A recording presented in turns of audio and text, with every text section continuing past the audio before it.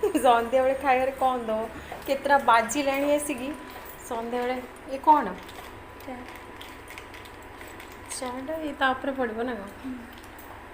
ଏଇ ଖଟା ପାଣି ଦେଲ ବୋଧେ ତାପରେ ଖାଇବ ତ ନା? ଚାଟ୍ ଖାଇବ? ହଁ ଚାଟ୍ ଖାଇବ? ଇଏ ଗୋଟେ ପିଲା ମାନେ ସେ କେତେଟା ବାଜିଲାଣି ସନ୍ଧ୍ୟାବେଳେ ଖାଇବାକୁ ଦେବ ବୋଲି କହିଲା ରୋ ଚାଟ୍ ଖାଇବା। ଚାଟ୍ ହେଉଛି ଏବେ। ମୋ ପୁଅ ତାର ବିସ୍କୁଟ ଡବା ଧରିକି ଆସିଲାଣି ପକେଇବ ଆଉ। ଆମର ଗୋଟେ ଆଉ ଗୋଟେ କଥା ଥିଲା କ'ଣ ଆମର ଗୋଟେ ବୁଢ଼ୀ ମାଉସୀ ଦେଖା ହେଇଥିଲା। ମୁଁ କହିଲି ଇଏ କାମ କରିବାକୁ କଷ୍ଟ ପାଉଛି ଆମେ ସେ ବୁଢ଼ୀ ମାଉସୀକି ରଖିଦେବା। ସେ ବୁଢ଼ୀ ମାଉସୀ କହୁଥିଲା ରହିବ ବୋଲି, ଇଏ କହୁଛନ୍ତି ଆମେ ଚୋରି କରି ଆମ ଘରୁ ନେଇଯିବେ।